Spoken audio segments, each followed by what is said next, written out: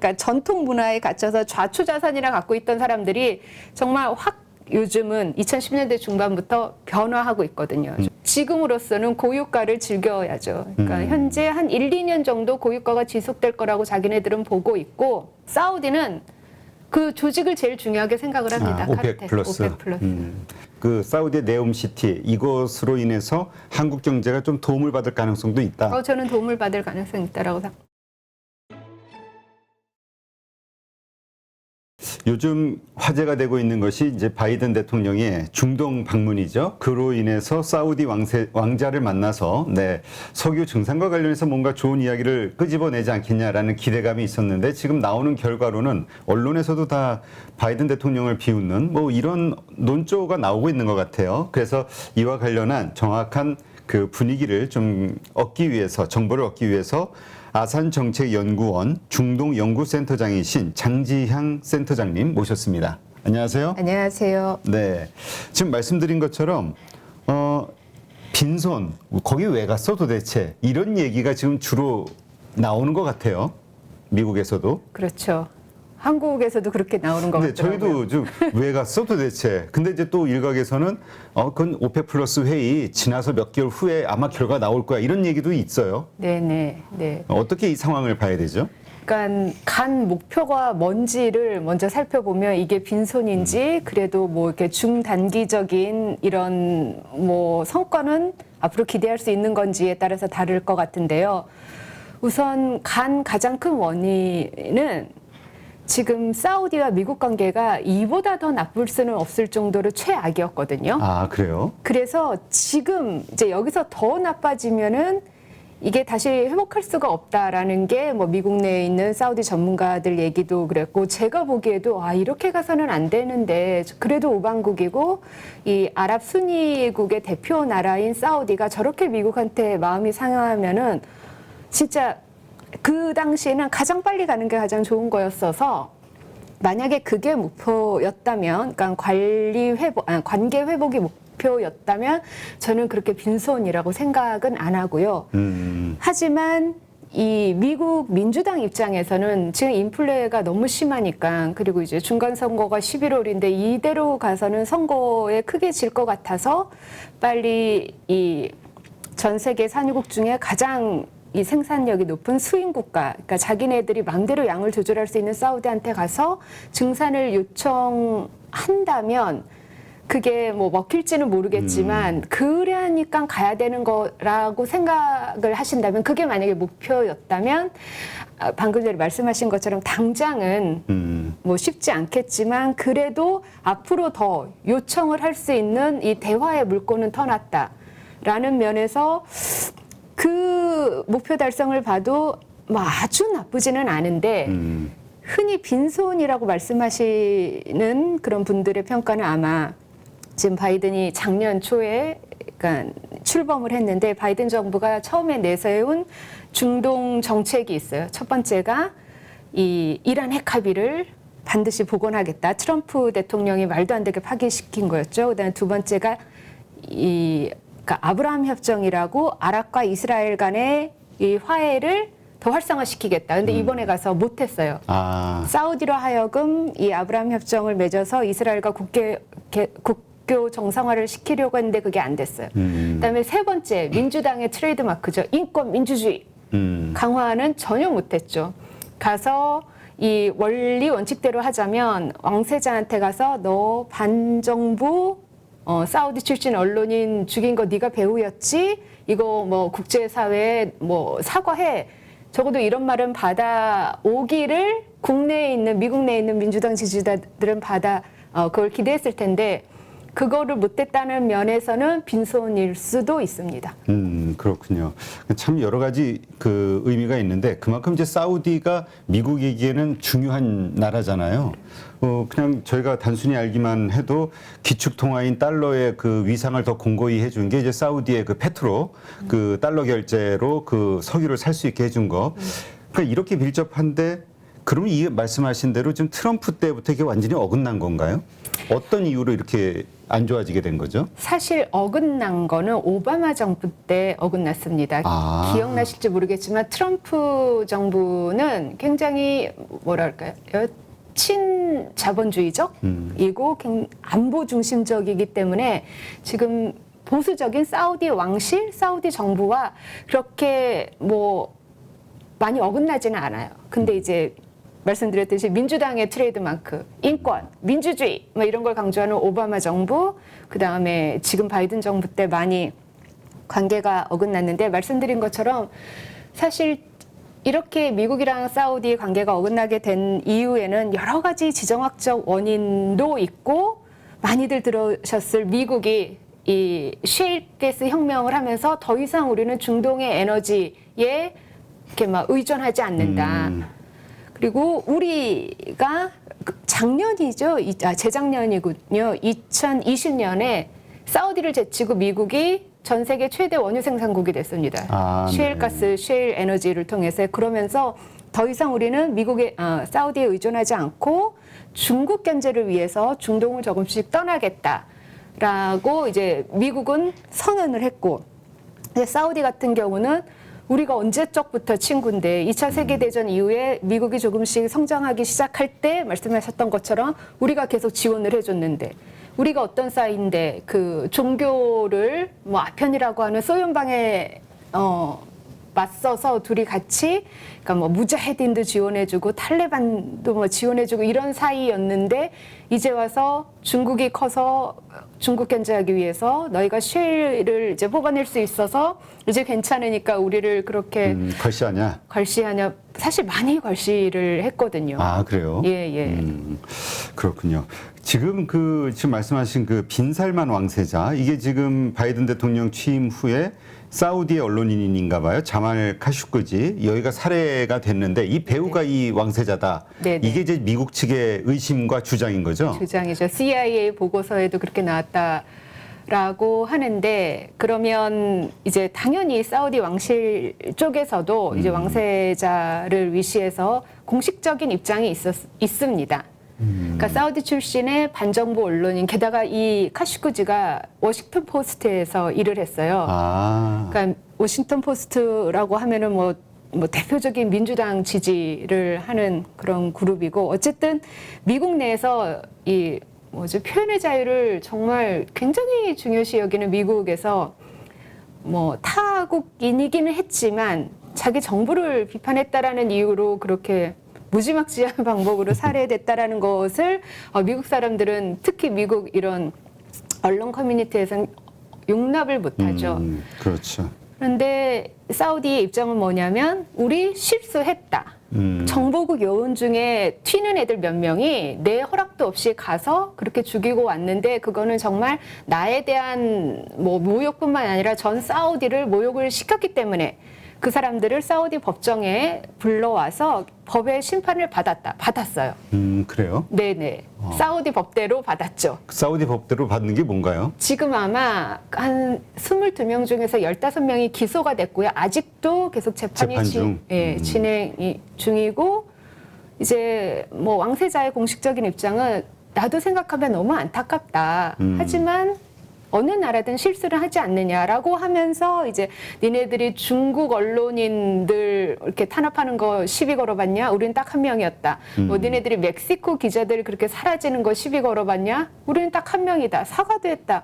뭐 이러는 게 이제 사우디 왕세자 최고 실권을 갖고 있는 사람의 공식 입장입니다. 네, 그렇군요. 하여튼 여기에서 일어나는 갈등. 그래서 이번에 어쨌건 그동안 이제 터부시했던 이 빈살만 왕세자를 만나서 일단 미국도 인플레이션 심각하니까 그다음 세계 경제, 유럽이 또 좀 어렵고 하니까 우리도 어렵지 않나요? 그렇죠. 우리도 지금 뭐 그렇죠. 근데 이게 일단 일각에서는 뭐 그런 의견도 있었어요. 이게 굳이 사우디 입장에서는 이 유가가 오랜만에 예전에 계속 낮게 유지되다가 자기네 채산성도 없었다가 이제 좀 돈 벌만 하니까 우리 못 벌게 뭐 자꾸 이런저런 이야기하냐 이런 입장일 수도 있지 않냐. 이거에 대해서는 사우디의 어떤 뭐 공식적인 입장 같은 게 있나요? 이런 인플레이션과 관련된? 그러니까 이번에 바이든 대통령이 빈살만 왕세자를 만났을 때 왕세자 말로는 그러니까 너희들이 급작스럽게 이런 석유 에너지 나쁘다, 전통 에너지 나쁘다라고 하고 탄소 중립으로 가자, 탄소 제로로 가자라는 거를 이렇게 급전환을 하면서 뭐 이렇게 인플레가 올라가고 사단이 났다. 언제나처럼 너희는 이렇게 조금씩 변화하는 것, 즉 사우디 사람들이 좋아하는 거거든요. 아주 조용히 변화하는 것. 이런 거를 안 하고 니네들 환경에 맞춰서 너희들 계산에 따라 이렇게 갑자기 위에서 아래로 다 바꾸자라고 하는 게 지금 이렇게 인플레가 올라간 것의 원인이다라고 얘기를 했더라고요. 그렇군요. 참 어렵네요. 그렇죠. 사람은 항상 자기 입장이 있는 거니까. 그렇죠. 사우디 이 빈살만 왕세자도 할 말은 있겠죠. 자기 입장이 있고. 근데 이제 우리의 입장, 그러니까 그 미국의 어떤 그러한 요구 아니면 세계 경제를 위해서 너네가 좀 증산을 해줘라는 것이 과연 그들에게도 이익에 부합하느냐 이러한 측면에서는 뭐 결론 난 게 있나요? 이야기들이? 제가 이제 바이든 대통령이 증산 얘기를 자꾸 하려고 하는 걸 보면서 저거 안 먹히는 거 알 텐데 왜냐하면 그러니까 사우디가 미국이랑 좋은 관계였을 때도 사우디는 굉장히 철저히 시장 원리대로 가자는 쪽이에요. 그러니까 자기네는 오펙이랑 카르텔이 있다. 이제는 오펙 플러스로 더 늘려지긴 했지만 그러면서 하는 얘기가 물론 사우디가 중동에서 되게 중요한 플레이어고 뭐 순위파 대표국이고 하기는 하지만 신이 주신 우리의 이 자원, 석유를 그렇게 지정학적으로 정치학적으로 우리는 이렇게 그 양을 조절하는 거를 판단하지 않는다라고 하면서 이들이 항상 얘기하는 게 우리는 오펙의 집단행동 논리, 조직의 논리대로 간다라고 얘기를 해왔고 그게 정말 틀리지 않는 얘기가 지금 사우디랑 가장 사이가 안 좋은 나라가 이란이거든요. 이란 역시 오펙 멤버고 이제 거기는 시아파 종주국이죠. 사우디는 순위파 대표국인데 이란 같은 경우는 대충 아시겠지만 약간 이렇게 뭐라 그러냐 군사적으로 팽창주의 이렇게 행보를 많이 보이는 나라라서 그래서 뭐 핵무기도 개발하겠다 그렇죠. 이런 얘기를 하는데 심지어는 그렇게 사우디에게 얄미운 이란이 원유 가지고 이제 정치적으로 판단을 하려고 할 때도 사우디 같은 경우는 오펙의 맏형답게 우리가 단기적인 손해를 보더라도 그럼 우리가 원유를 조금 더 생산하고 줄이고 이런 걸 할게. 즉 철저히 오펙 조직 논리대로 가거든요. 네. 그래서 미국이 그것도 이때까지 그러니까 오바마 정부 때부터 늘 자신들을 이렇게 무시해왔고 동맹 우방국으로 챙겨주지 않았던 미국이 갑자기 정치적인 논리를 가지고 좀 증산을 했으면 좋겠다라는 얘기를 했을 때 제가 만약에 사우디 왕세자라면 우리 알면서 왜 이러냐라고 생각을 할 것 같고 공식적인 대답도 그랬더라고요. 그러니까 오펙대로 간다. 그러니까 또 사우디 입장에서 보면은 뭐야 모든 앞으로의 전개되는 어떤 경제, 세계 경제라든가 인플레이션에 대한 그 원인, 그 당사자로 나한테 책임감을 뛰어넘기는 거 아니야? 이런 생각이 들 수도 있겠는데요. 예, 부담스럽기도 하죠. 그리고 늘 그러한 이렇게 선택의 기로에 섰었거든요. 사우디가 항상. 그래서 정말 더 선대 때는 그렇게 이제 막 우리 석유 파동 나고 그랬을 때는 정치적으로 움직인 경우도 있어요. 근데 결론이 그러면 안 된다.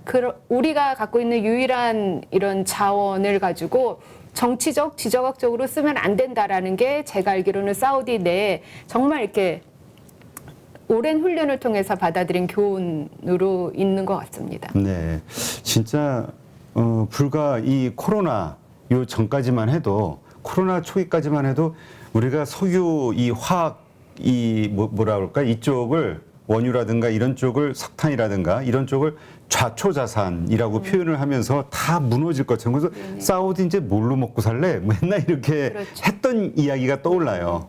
그런데 이제 분위기가 이렇게 보니까 그 효율성이라든가 신재생 에너지들에 대한 이러면서 다시 이 화석 연료에 대해서 이제 비중이 커지다 보니 하긴 뭐 사우디 입장에서는 그 뭐 자기네가 가진 무기가 그거니까 큰 소리 낼 수 있는 주목받는 것도 그때고 자기네 입장을 유지할 수밖에 없겠네요. 근데 실제로 사우디의 의지에 달려 있는 건 아니고 그 오펙의 그 전체 당사국들의 합의 이거에 의해서 움직이는 건가요? 저는 대체로 그렇다라고 생각을 합니다. 그래서 만약에 합의가 이루어지지 않을 때는 사우디가 약간 손해도 보거든요. 그럼에도 어쨌든 오펙 전체의 그 합의에 따르지, 그러니까 아무리 우방국이라도 미국이 갑작스럽게 와서 우크라이나에서 전쟁이 일어났다라는 이유로 이렇게 증산을 더 해달라고 한 거에 바로 선뜻 그러니까 행동으로 옮기지는 않고, 만약에 미국이 정말 절실하다면 이번에 이제 바이든이 빈손으로 돌아왔다라고 비판을 받으면서까지 찾아갔으니까 이제 앞으로 더 말할 여지는 생길 수도 있지만, 지금 즉각적인 증산이 돼서 그게 인플레를 이렇게 막 내려가게 하고 할 거는 기대하기는 저는 어렵다라고. 아, 그렇군요. 그러면 사우디를 포함해서 그 오펙 당사자국들 있지 않습니까? 이쪽의 나라들, 이쪽의 정치 지도자들이 생각하는 그 세계적인 인플레이션, 이 상황에 대한 인식도 이게 어떤가요? 그러니까 경제 이렇게 되면 우리가 계속 얘기하는 게 소비 침체로 이어지고 뭐 여러 가지 경제 어려워지면서 원유 가격이 급락하는 것처럼 석유 소비도 줄어드니까 경기를 살리기 위해서라도 우리가 큰 그림으로 이거 해야 되는 거 아니야? 풀어야 되는 거 아니야? 라는 인식 같은 거는 없나요? 있죠. 우선 아까 말씀하신 것처럼 저희가 이제 국제사에서 쟤네들 석유가 언제까지 뭐 지속되겠냐, 고갈되지 않느냐라고 얘기했고, 그네들도 잘 알고 있어요. 가지고 정말 다들 하나같이 지금 GCC 국가라 그래서 걸프 산유국 6개국이 2010년대 중반부터 대대적인 개혁 개방을 합니다. 그래서 뭐 UAE라는 나라, 우리랑 굉장히 경제적으로도 친한 나라인데 UAE에서는 화성 탐사선도 보내고 지금 탈석유, 탈전통을 앞세운 여러 가지 다각화, 다변화를 하고 있고요. 그 사우디도 마찬가지입니다. 무슨 네옴시티라고 뭐 진짜 저게 과연 가능할까라고 하는 미래형 첨단 도시를 세우겠다라고 하고, 그러니까 전통과 그 진짜 이 전통 문화와 과거의 그런 아까 뭐라고 하셨죠? 무슨 에너지라고 하셨죠? 신재생 에너지, 좌초자산? 예, 그러니까 전통 문화에 갇혀서 좌초자산이라 갖고 있던 사람들이 정말 확 요즘은 2010년대 중반부터 변화하고 있거든요. 조금 뭐 전기차도 자기네들이 만들겠다, 최신 첨단 기술에 기반해서 다각화를 하겠다라고 하고 있고요. 하지만 지금으로서는 고유가를 즐겨야죠. 그러니까 현재 한 1, 2년 정도 고유가가 지속될 거라고 자기네들은 보고 있고, 이제 이들은 정치, 그러니까 경제, 지금 현재 국제 경제 상황이 정치랑 굉장히 많이 연동된다라고 보고, 지금 지정학적으로 중동에서 미국이 떠나겠다고 계속 얘기를 해왔거든요. 그렇죠. 중국 견제를 위해서. 그래서 이들도 처음에는 설마 하다가 지금은 굉장히 두려워하면서 외교도 다변화하겠다. 그래서 요즘 중국이 정말 인기가 많습니다. 그래요? 중동에서. 중동에서요? 네네. 그러니까 중국은 아직까지는 그러니까 중동 여러 나라를 상대로 무슨 뭐 민주주의, 인권, 그러니까 그 얘기는 나중에라도 안 할 테지만, 그러니까 정치적인 발언을 안 하고 철저히 경제 실용주의를 가고 있거든요. 그래서 지금 UAE에서도 뭐 중국 5G 하웨이 시스템이 쫙 깔려 있고요. 그래서 지금 중동 산유국들의 고민은, 그러니까 지나치게 이전까지는 친미였다면 이제는 러시아도 너무 비판하지 않고 중국도 적극 받아들이자, 뭐 이런 입장입니다. 이건 결국 그 미국의 영향력이 약해지고 있다. 많이 약해지고 있습니다. 예, 말발이 약해지고 있다. 네네. 그리고 또 그 말씀을 들어보니까 그 가장 미국이 불쾌했던 것, 중국에 불쾌했던 것 중에 하나가 그 상하이인가요? 상해 네. 쪽에 그 석유 그 거래소, 네네. 그 사우디하고 만들었잖아요. 네네. 그래서 그 위안화로 결제하는. 하겠다고 예, 이게 했죠. 엄청난 충격이었던 그렇죠. 건데, 이러한 것들이 또 결국 중동의 여러 가지 입장하고 맞물리는 거네요. 많이 맞물립니다. 제가 만약에 중동, 특히 사우디나 UAE 입장이라면 그러게 왜 우리한테 그렇게 모질게 했어. 모멸감을 주면서. 그러니까 준비도 안 됐는데 무조건 떠난다라고 하고 뭐 너희는 인권민주주의를 모르는 애들이라고 무시하고 비판하고 뭐 반면에 중국은 전혀 안 그러거든요. 진짜 그 말씀을 들어보니까 그 몇 년 전에 계속 나왔던 그 영화 몇 편들이 미국에서 할리우드에서 만든 영화들이 사우디라든가 이런 쪽에 그 여성 억압 막 이런 것들에 대한 네네. 주제로 영화를 여러 편 만들었던 기억이 나요. 네네. 그 문화에 대해서 비판하는. 네네. 아, 그러니까 근데 일단 기본적으로 미국이 떠나는 거를 두려워하는 이유. 그러니까 미국이 떠난다는 이야기는 결국 군대라든가 이런 걸 뺀다는 얘기인 그렇죠. 거죠. 그걸 두려워하는 이유가 뭐죠? 어쨌든 중동은 우리가 그냥 흔하게 듣는 얘기가 이 세계 화약고이지 않습니까? 아, 이스라엘과 이스라엘, 이란 그리고 지금 현재 내전이 세 나라에서 진행 중이에요. 리비아, 시리아, 예멘. 그리고 이스라엘은 이란에 들어가서 흔히 막 그림자 전쟁이라고 하죠. 이 모사드 최정의 정보국 요원이 들어가서 이란 핵 과학자 암살하고. 그리고 이제 문제는 그러니까 흔히 사람들이 그래요. 이란 나라 하나가 그렇게 무서워? 이스라엘이 어떤 나라인데 무슨 스타트업에 성지했다, 모사드 있겠다. 미국 정치 내에서 이 미국계 이스라엘인들이 얼마나 로비를 잘하는데 뭐가 그렇게 무서워라고 하는데 이란이란 나라 하나만이 그렇게 무서운 건 아닐 겁니다. 그러니까 이란의 꼭두각시 조직이라고 하죠. 레바논에 있는 헤즈볼라, 가자 지구에 있는 하마스, 뭐 이라크에 있는 친이란 시아파 민병대, 뭐 시리아에 있는 친시아파 민병대 이들이 이스라엘을 상대로 계속 이 국지전 도발을 하거든요.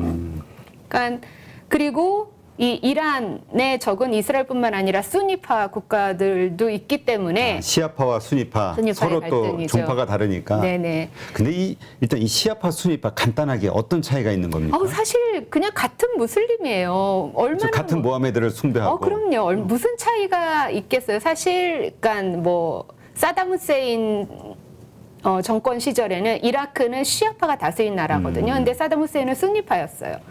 순니랑 시아가, 그러니까 그리고 이제 사담 후세인은 아랍 사회주의를 내세우죠.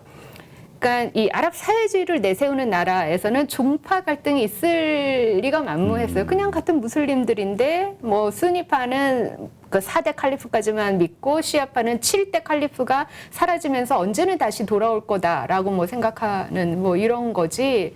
저는 교리나 그냥 자잘한 차이 정도겠죠.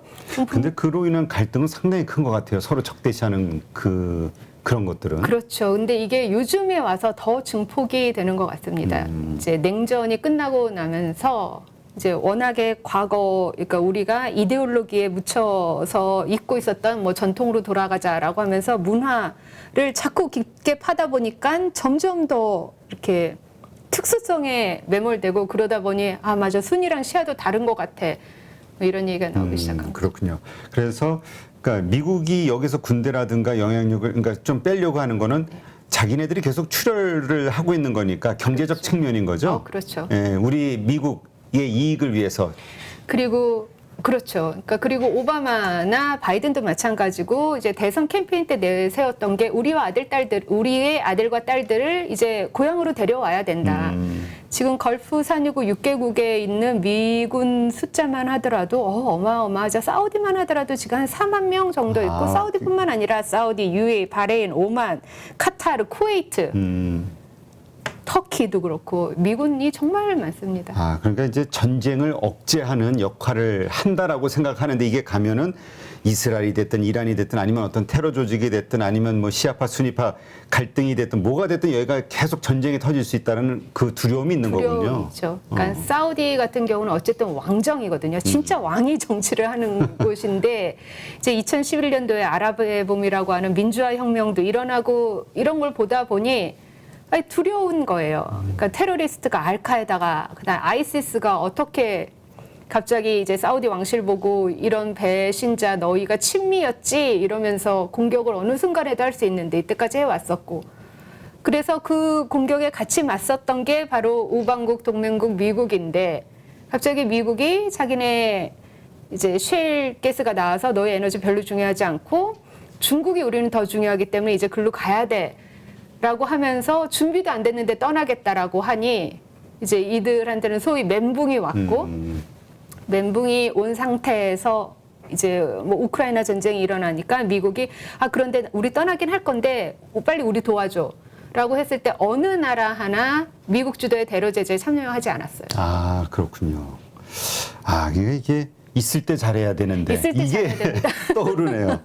근데 그럼 반대로 미국의 입장에서 증산이라든가 이런 중동의 협력을 얻어내기 위해서 이 중동이 두려워하는 지금 불만을 가지고 있는 이 이슈, 미군의 철수, 이러한 것들을 어떤 협상 카드로 쓸 수 있지는 않을까요? 그거를 쓰겠다라고 이번에 갔습니다. 사실 언론에서는 바이든이 사우디한테 증산해달라고 간다라고 했지만 미국의 공식 입장에는 증산의 지읒자도 없었고요. 미국의 공식 입장은 우리가 가서 지역 안보를 끝까지 책임지겠다라는 것을 재확인하려고 간다라고 얘기를 했습니다. 그럼 이제 그 이슈는 그쪽에다 충분히 미국의 입장을 전달하고 안심시키려고 노력을 그러려고 했다. 간 거였죠. 그러면 그 몇 달 후에 열리는 오펙 플러스에서의 기대감, 거기서 뭔가 좋은 결과가 나올 거야라고 기대하는 미국의 입장은 이것으로 인해서 겉으로는 툴툴거리지만 사우디가 협력할 것이다, 이렇게 믿는 건가요? 굳이 퍼센트로 보자면은 한 35% 정도 기대감은 있지 않을까요? 그런데 워낙 마음이 많이 상한 상태여서 사우디랑 UAE가요. 그러니까 이번에 되게 홀대받았다는 얘기가 많더라고요. 그렇죠. 자, 이렇게 미국과 이 중동 사우디 기존에 이 밀접했던 관계는 이렇게 틀어졌는데 지금 푸틴이 19일 그 푸틴 러시아 대통령이 이란을 방문했잖아요. 맞습니다. 그래서 뭐 나온 신문 보니까 그 몇 분인가 뭐 이렇게 막 초조하게 기다리는 푸틴의 영상이 나오더라고요. 네, 그 대통령 좀 늦게 온다고. 네네. 이 어떤 상황인 건가요?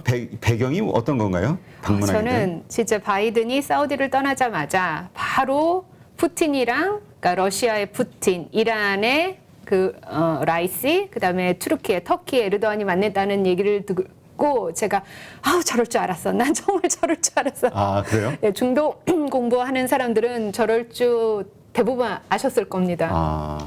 일단 지금 현재 중동의 상태를 그러니까 세 개의 꼭지로 말을 해보자면 말씀하신 대로 미국의 이 위상 추락, 러시아의 영향력 부상. 이 러시아가 지금은 우크라이나와 전쟁을 하고 있지만 이 중동 내에서 시리아 내전을 거의 승리로 이끈 주역이거든요. 그래요? 시리아의 이 정부군, 이 아사드 세습독재 정권을 전격 도와줬었죠.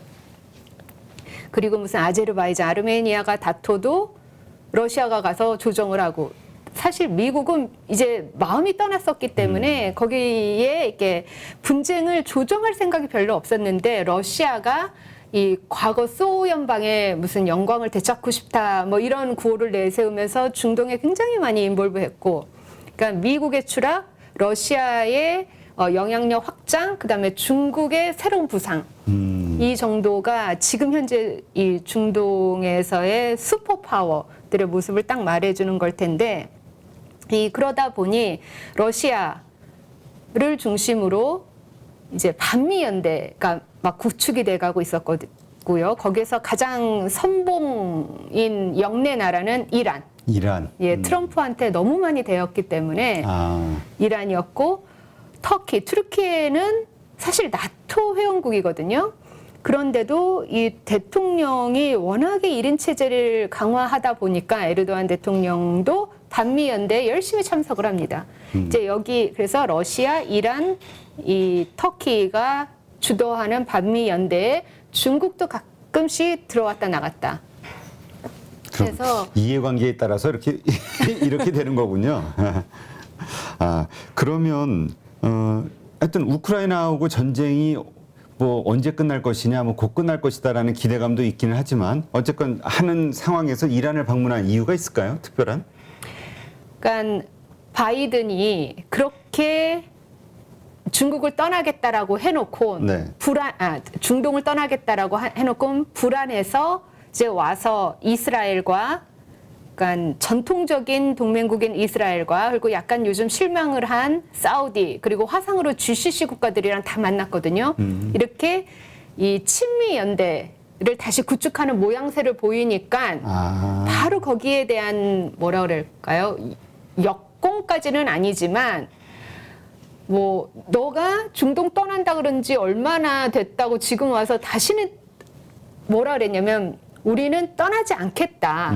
오해였다라고 얘기를 했거든요. 바이든 대통령이. 그러니까 거기에다 대고 이미 늦었어. 우리는 이미 이렇게 탄탄하게 반미 연대를 구축하고 있어.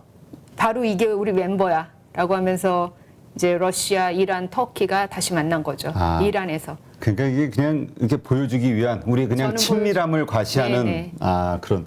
근데 이제 이런 해석도 있거든요. 뭐냐면 오페 플러스 어쨌든 이란도 당사국이고, 네네. 네, 사우디 그러니까 러시아도 그게 플러스잖아요. 그렇죠. 네, 그러니까 이거 역시 한쪽에서 커지는 증산에 대한 기대감 이런 것들이 미리 사전 조정 이렇게 아닌 걸로 또 뭐 그런 거 있는 거 아닌가 뭐 이런 생각하시는 분들도 있긴 하던데.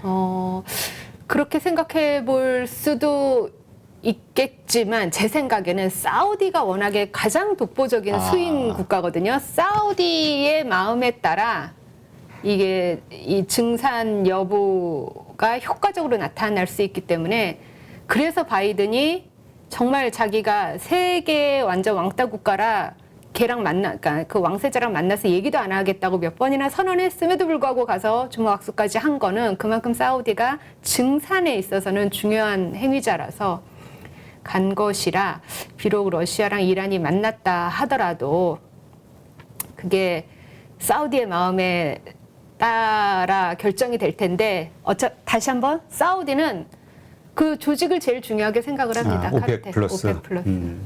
그렇군요. 어쨌든 미군의 영향력이 많이 추락했기 때문에 중동이 마음대로 예전처럼 움직여주지 않는다. 네, 이런 전제로 네. 앞으로의 그 증산이라든가 이런 것들에 대해서 좀 낙관하기는 좀 어려울 수도 있겠다라는 생각이 드네요. 빠른 시일 내에는 어려울 것 같고 이 왕세자도 그랬고 외교장관도 그랬고 얼마나 사실인지는 모르겠지만 우리 조금씩 증산을 해왔다. 사실 우크라이나 전쟁이 일어나자마자 미국이 사우디에 증산 요청을 했는데 처음엔 거절을 했거든요. 네. 한 두세 차례 또 요청을 했더니 조금 증산을 해줬어요. 그러면서 사우디가 하는 말이 우리는 조금씩 해왔다. 너희가 원해서.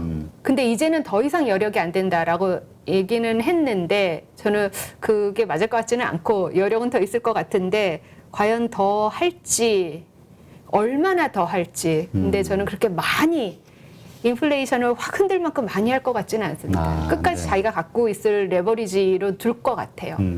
하긴 그쪽의 입장에서 보면, 네, 그러니까 이렇게 고유가 상황, 네네. 적당하게 고유가 상황이 좀 유지가 되는 게 더 큰 수익이 되는 그렇죠. 거니까. 적어도 우리가 1, 2년간. 장사꾼의 입장에서 생각해 보면 또 이해는 되는데, 근데 또 아까 네옴시티 사우디 말씀하셨는데, 그게 좀 현실화되기 어렵다라는 뉘앙스로 저는 들었는데. 맞습니다. 그렇게 네. 그러니까 이 사우디라든가 이런 중동 국가들이 지금 이 돈을 많이 벌고 있잖아요. 이걸 통해서 자기네 어떤 성장 혹은 진짜 좌초자산, 이 화석 연료 이후에 어떤 뭔가를 준비하는 데 사용하지 않겠냐라는 그 기대감들로 그래서 플랜트 건설들이 막 일어나지 않겠냐. 맞습니다. 이게 이제 외부 시각인데 네네. 내부 시각은 어때요? 그러니까 사우디나 UAE나 왕실에게 가장 중요한 것은 이 시민들로 하여금 우리 왕실이 지금 이 21세기의 왕정을 유지하고 있기는 하지만 말도 안 되게 건재하다. 그리고 그렇게 고루하지 않다. 우리가 최첨단 기술에 기반을 해서 비록 예전까지는 좌초자산에 뭐 의지했지만 이제 그거 우리 탈출하겠다고 선언했고 그렇다면 탈출해서 무엇을 할 것이냐에는 무조건 최첨단으로 가야 된다라는 거예요. 그래서 이게 그냥 보여주기식보다 좀 더해서 자기네 왕실의 이 안정성이 달려 있는 것이라 정권이군요. 정권 유지에 정말 굉장히 결부되어 있는 것이라 제가 보기에도 약간 허무맹랑하다라는 부분이 많이 있기는 하지만 최대한 거기에 맞춰서 실현화하도록 노력을 다 할 것 같고 그리고 우리를 굉장히 중요한 파트너로 생각을 합니다.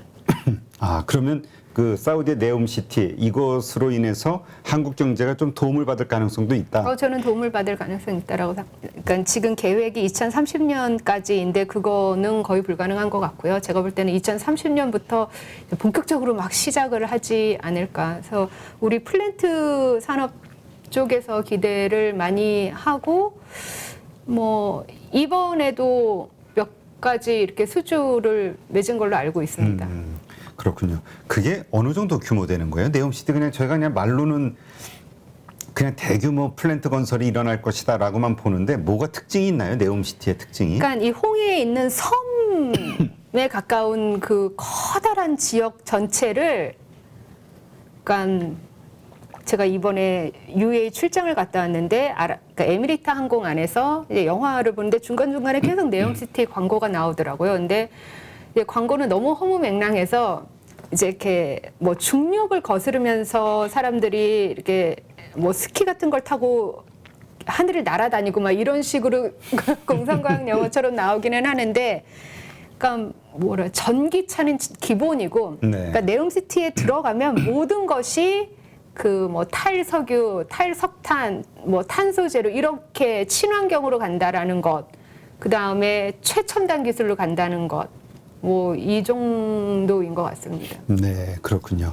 그러니까 하여튼 중동도 지금 우리가 세계 인플레이션이라든가 이런 것들을 고민하고 있을 때, 그러니까 이렇게 되면 중동도 어쨌든 경기 침체 영향을 안 받을 수는 없는 거잖아요. 예, 그러한 거에 대한 대비는 다 하고 있다 이렇게 보면 저는 될까요? 그렇다라고 봅니다. 그리고 뭐 그 대비가 어제 오늘 시작된 게 아니라 뭐 2010년대 초반부터 시작해서 10년대 중반부터는 이렇게 본격적으로 이루어졌고, 저더러 이렇게 GCC나 산유국의 가장 큰 변화가 뭐냐라고 물으신다면 보통 산유국은 그러니까 이 세금을 안 걷잖아요. 납세 의무가 없는 나라거든요. 아, 그래요? 예, 너무나 재정이 넘쳐나기 때문에 시민들한테 세금을 안 걷는 대신 이제 시민들은 내 세금으로 너희 공무원 월급을 주는데 이런 말은 못 하는 거죠. 굉장히 순응적이긴 한데, 그런데 2010년 후반부터 세금을 걷기 시작하고 있어요. 아, 그래요? 네, 그래서 제가 볼 때는 이게 그냥 무슨 이런 코스메틱 효과는 아닌 것 같고 실제로 뭔가 변화가 있는 건 확실한 것 같습니다. 네. 하여튼 중동의 변화, 예, 이런 것들을 한번 잘 봐야 되겠네요. 근데 분명한 것은 어쨌건 이제까지의 그 미국의 영향력이 줄고 러시아와 중국의 영향력이 강해지고 있다는 거. 그러니까 우리가 사실 초반만 생각했어도 러시아나 중국, 미국의 패권에 얼마나 버틸 수 있을까, 혹은 얼마나 영향을 끼칠 수 있을까 생각했는데 우리가 생각하는 것보다는 크다. 이렇게 저는 좀 크다라고 생각을 합니다. 그러니까 뭐라 그래야 되나, 사실 이제 중동이 제가 늘 보고 있는 나라만 해도 최소 20나라거든요. 아, 그래요? 그런데 안타깝게도 이스라엘만 제외하고는 대부분 권위주의 국가예요. 근데 그런 권위주의 국가에게 가서 민주주의 인권 눈만 뜨면 계속 그렇게 강조를 하니 그 지도자들은 이게 내 정권의 생존과 결부된 건데 굉장히 부담스러워하는 반면에 러시아나 중국은 전혀 내정 간섭 안 하겠다라고 하니, 그러니까 우리가 생각하는 그런 뭐 규범이나 상식과 그네들이 처한 어려움은 좀 다른 것 같고, 그러면 이제 사람들이 저한테 그러죠. 그러면 장 박사는 출장 가서 민주주의 인권 얘기 전혀 안 하고 권위주의 뭐 이렇게 맞다는 식으로 얘기를 하냐? 그럼 전혀 그렇지는 않고요. 이제 이네들은 민주주의가 너무 아직까지는 부담스러우니까 대신 지금 개혁 개방을 잘 하고 있거든요. 이제 여성도 제가 얘기하면 다들 웃으시는데 여성도 이제 운전을 할 수가 있고, 사우디에서는 남녀 혼속도 가능하고 여자가 축구장에도 들어갈 수 있게 해준 사람이 그 빈살마 왕세자예요. 그래요? 개혁파군요. 개혁파입니다. 그러니까 그런 부분을 비록 우리가 생각하는 민주주의에는 뭐 미치지 못하지만 그런 부분을 독려하는 것도 방법인 것 같아요. 네, 알겠습니다. 네, 이번에 그 바이든의 그 중동 방문, 네, 뭐라 그럴까요? 그 영향 혹은 그 의도가 어떻게 어느 정도 달성이 됐는가에 대해서 한번 좀 점검하기 위해서 말씀을 들어봤는데, 참 생각해봐야 될 부분이 참 다양하네요. 이해관계가 여기도 얽히고 설켜가지고, 설켰죠. 네, 그러니까 이게 국제관계에서 네 한쪽 일방적인 건 없는 것 같아요. 네, 알겠습니다.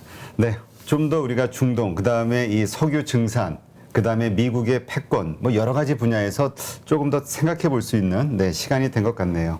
오늘 이렇게 좋은 인사이트 함께 해주신 아산정책연구원 중동연구센터장이시죠. 장지향 센터장님 고맙습니다. 감사합니다. 누구나 1시간 안에 200개 종목에서 좋은 종목을 고를 수 있는 그런 능력을 배양할 수 있도록 제가 도와드리려고 그렇게 하고 있습니다.